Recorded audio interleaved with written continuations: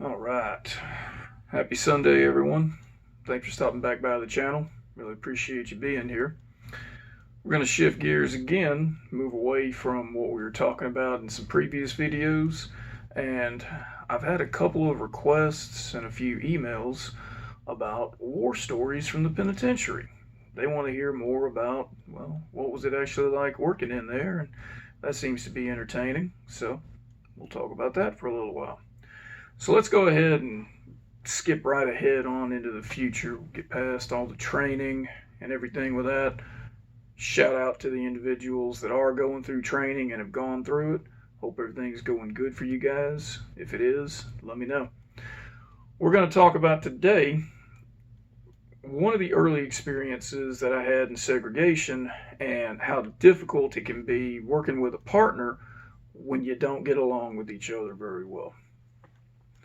TDCJ, we all try to work together as a team, but a lot of times that doesn't happen. And in this particular instance, this didn't happen at all. When we get to shift assignment, go to the turnout room, we'd get assigned to our pods, and there were usually at least three of us in that. Every so often, you could have two officers working if it was a lower class security, as in the case of A and B pod. C through F pods, you needed at least a minimum of three officers. Two on the floor, one in the picket. Reason for that, picket boss controlled the doors and kept control of all the security equipment. To open one of the doors in segregation, you'd have to push the button at the door, and then the picket boss would have to push their button as well. That would activate the solenoid, it would pop the door, and then the door would slide from right to left. From there, you could move the inmate around wherever you needed to. All right, so we worked in twos in segregation. I say twos, meaning on the floor. So with this, you would walk around the area, take inmates in and out of cells all day, search through their clothes, put them in the day room, put them in the shower, put them back in their cell. The second boss was there to help you with the pat down and to help move the individual around. So, most of the time, we got along fairly well. There was always going to be some kind of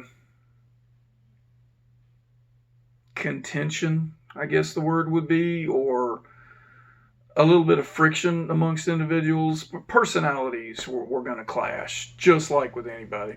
For the most part, we tried to put all that aside and we tried to work together as best we could. The absolute worst thing that COs could do would to bicker back and forth amongst each other or to argue with each other, contradict each other, or question one's decision unless it was just flat out absolutely wrong. As soon as inmates started seeing us bickering back and forth with each other, they would be all over that because there was nothing more entertaining for them than to see us start fighting amongst each other. They knew they had us. This particular morning, this was a particularly rough day. So I can't go really into the schedule of the night shift. I don't know everything that they did, other than I know that their job was to feed breakfast. Breakfast cart usually came in around 3 a.m. They were supposed to have it all passed out, inmates fed, trays collected, thrown back into the scullery before we had even come on shift. I don't know what happened the night before. I just know when we came on shift at this point, we got our shift assignments, and this was an individual I never wanted to work with. You know that guy or gal that usually shows up to work that they're not particularly clean shaven, they look a little bit nasty. I'll just go ahead and say it. This dude was a fat, trashy piece of shit. Just nobody wanted to work with this dude. He was from New York. Nothing wrong with individuals up around that area. I'm from Texas, so Yankees to Rebels, man, we just tend to clash a little bit. North to South, that kind of thing. Love every single one of you, but there's just some personality clashes. And we had this before I even got on shift with this dude. Soon as I heard our names put together, we're going to call him Jones, just because of that supervisor that I talked about that's awful in there. Anyway, so it's me and Jones assigned together. I don't remember who the picket boss was. It doesn't really matter. They're in there opening doors. I'm the one on the floor moving the inmates around with this dude. So, we get our pod assignments. We were in C pod. Not a very bad place to be. It's a little bit worse than A and B, not near as bad as F.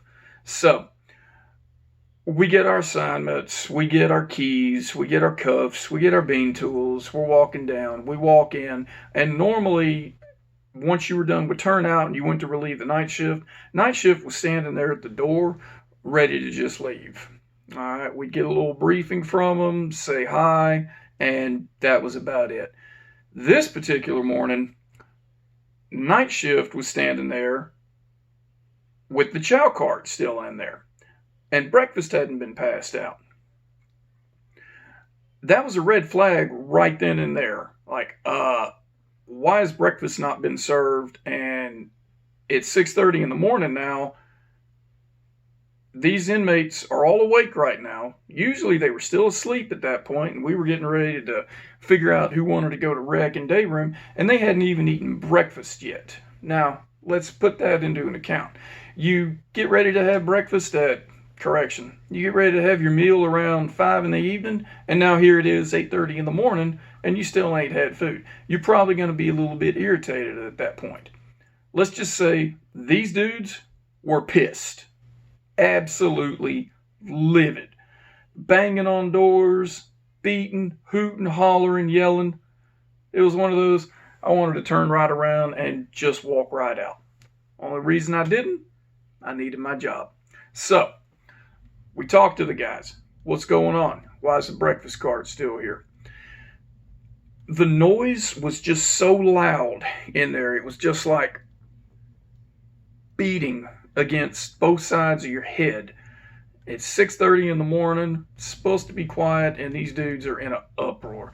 And night shift just flat out said, we didn't have time to feed them. And that was it. Two things that should have taken place. One, I shouldn't have taken control of the dorm. I shouldn't have done it. I should have said, you're not leaving here until your job's complete. I didn't do that. Second one I should have done, I should have said, you're staying here with me. You're helping me feed this, because I've never fed breakfast chow. I don't know who goes to what. I don't know what a diet breakfast tray is, or nothing like that. I didn't do that either. Third thing I should have done, I know I said two. Third thing I should have done, I should have called right for the supervisor and said, put a lockdown on this. This isn't going to fly. Night shift hasn't done their job. I'm sure there was some kind of plan taken into accord. Of course, we all know TDCJ makes the best plans and contingencies when things go wrong. Yeah, anyway.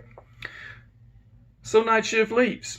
And me and this dude, we're standing there going, okay, we still have to do what we're supposed to do for our day shift. We still got to figure out who wants to go to rec, who wants to go to the day room, who wants to shower. Now we got to start feeding breakfast.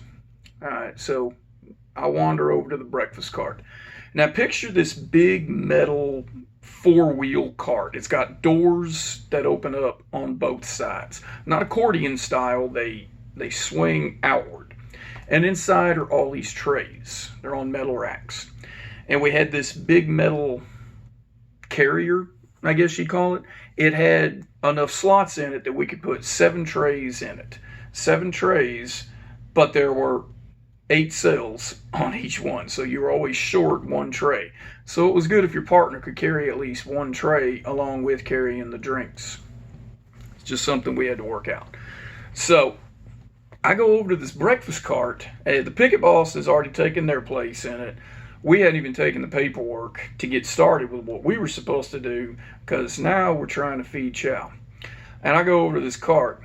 The cart plugged into the wall, and it was supposed to keep the temperature around 170 degrees. It was kind of like an air warmer, so that way the food didn't get cold. Okay. We opened it up, and inside it was trays. Some of the trays had eggs. It wasn't sausage. It was a brown mystery meat, like a hockey puck mated with a chunk of sausage. Whatever it was. There was that, and in other trays were pancakes. Pancakes and syrup with some hard-boiled eggs. During the day shift, we had a list of which cells were diet trays and which ones were what. If they were serving a pork tray that day, some kind of pork stew, the Muslims or individuals that had any kind of a pork allergy, they would usually get some kind of a chicken patty or some other kind of mystery meat patty that wasn't pork related. Likewise, if somebody had a beef allergy or a turkey allergy, they would have an alternate food. Those were supposed to be already arranged. We knew that during the day shift because we had been trained on that. For the breakfast shift, we didn't have that. We didn't know if guys had some kind of an egg allergy, soy, syrup, anything like that. It was all supposed to be arranged. So now here I am, looking at this cart full of this miscellaneous breakfast food, and I look up at the tier, and I remember this one inmate yelling out, "Hey man, what the fuck you waiting on? What's taking you so long? Get this food up here." At this point, think of pancakes. You make pancakes, you set them off to the side, you eat them maybe 20 minutes, 30 minutes after they're made. These things have been sitting in the warmer for nearly 3 hours now. They were like, what's the word? Plates, saucers, just solid as could be. Take a sponge, wring it out full of water, let it sit on the countertop. That's what this food was like. And now it's time to start passing it out. All right. We had no plan whatsoever in effect. So, while we're all discombobulated, this guy is like, let's not even serve food. Let's just go ahead and start moving them into the day room and the showers. And I looked at this guy and I said, dude, they haven't had breakfast yet. They're supposed to eat their food, and then we're supposed to move them on from there. Yeah, well, day shift didn't do their thing. Let's leave this here. Let's just start doing it. Where I'm going with that, we started arguing with each other. So now not only are the inmates all upset, they're banging on the doors, they're beating, they're just in an uproar. Now, of course, they're locked behind the doors, but until you've been in a room with these guys yelling and hollering, you can't understand the emotional stress from it. So, now all this is going on, and me and this dude, we're arguing with each other. I'm wanting to start feeding breakfast. He's wanting to start pulling them out of their cells.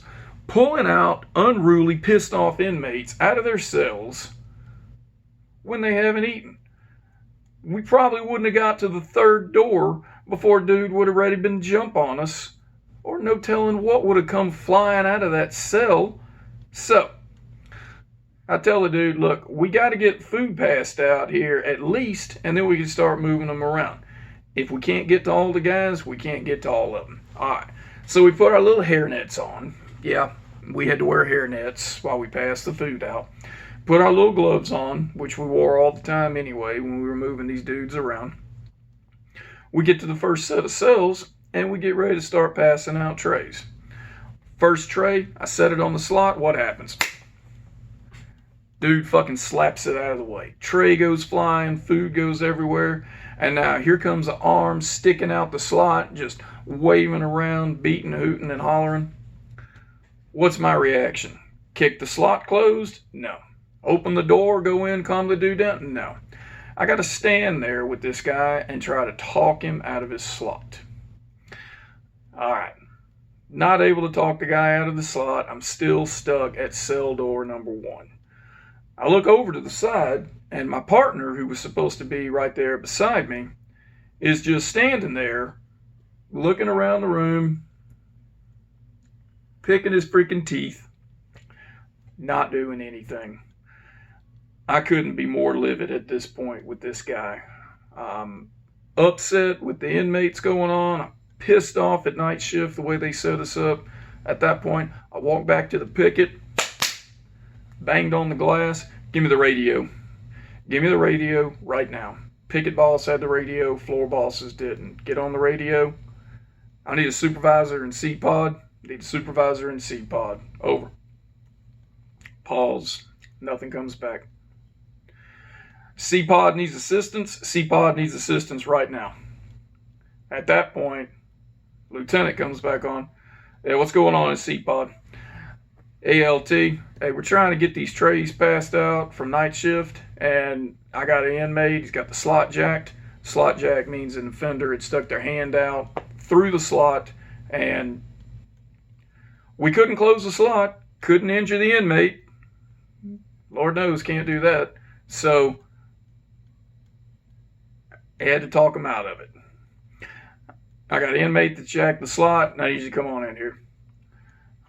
Yeah, you go ahead and handle your business. I'll be there when I can. I ain't getting no help from the supervisor. So at this point, I go back over to the cell, and dude's pulled his arm back in. The slot should have been closed. My partner should have closed the slot at that point, or at least shoved a tray in there and gone on forward. He's not. He's still just standing there. I remember looking at this dude. Hey, man, you gonna do something? You got me? We're gonna close slots, open slots. What's going on? Like, nah, go ahead and feed Trey. I'll get in this when it's time to start moving around. This motherfucker right here. Those are my exact words. And he pushed me. Fucking shoved me on the chest. Pushed me back. And at this point, it sounds like a concert hall in there. We got two COs about to start fighting with each other. They're banging on the doors just like silverback gorillas, just loving it. I looked down at where he had pushed me. I looked at him and I said, good luck. Went over to the picket, banged on the door.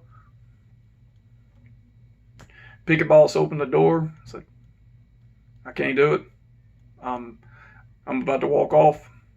You got to switch out with me, or there's going to be two of us here in the picket.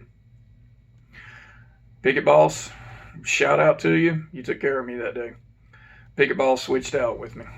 I took in the picket. Picket boss went out, went back to the cell, started moving trays around. Those two guys, they knew each other a little bit better than we did, and started moving trays down around, and the day went on from there. At some point, Lieutenant Raymond came in. Lieutenant Raymond came on the floor, walked around the different tiers. Inmates started calming down. The day went from there. He came over to me. We talked through the slot a little bit. Hey, LT, sorry about putting out that broadcast the way that I did, but man, they did some whole ass shit to us, man.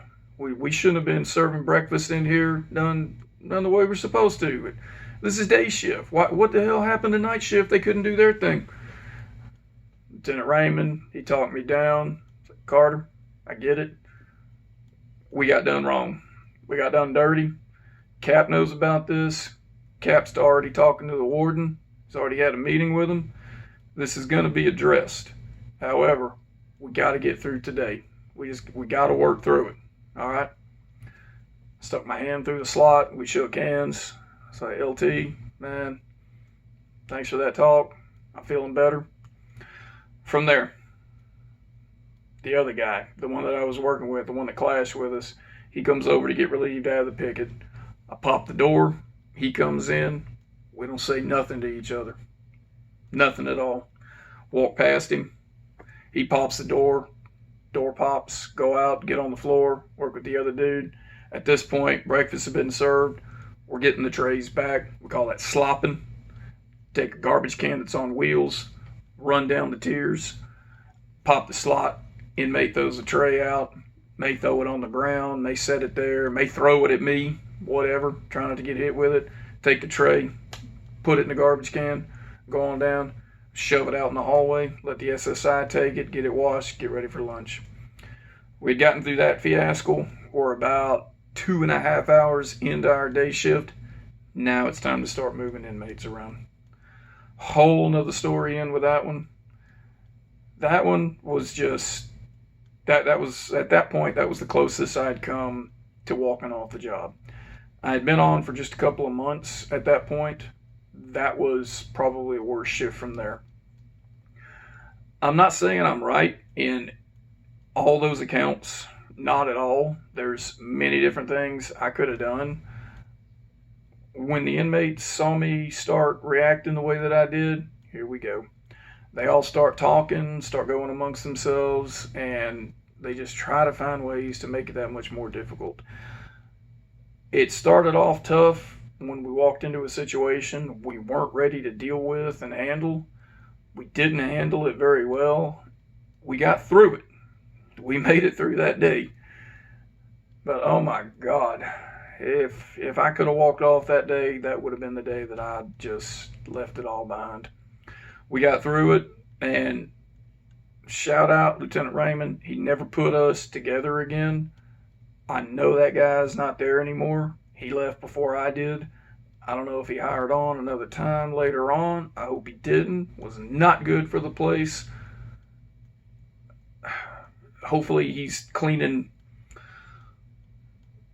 rest spots on the highway or somewhere where he doesn't have to interact with any other individuals, because it was just a miserable day. And come to find out way later on, nobody working with this dude.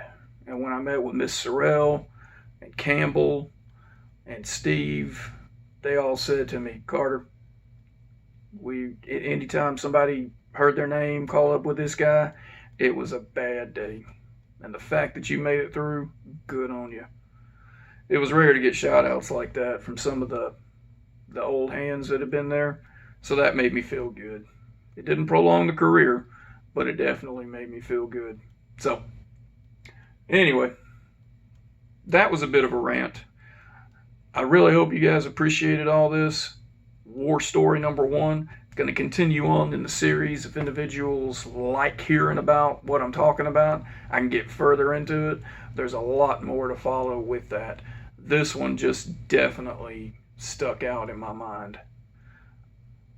Everyone take care of yourselves. Let's enjoy the cooler weather that's starting to run through here. I really appreciate every single one of you. Thanks.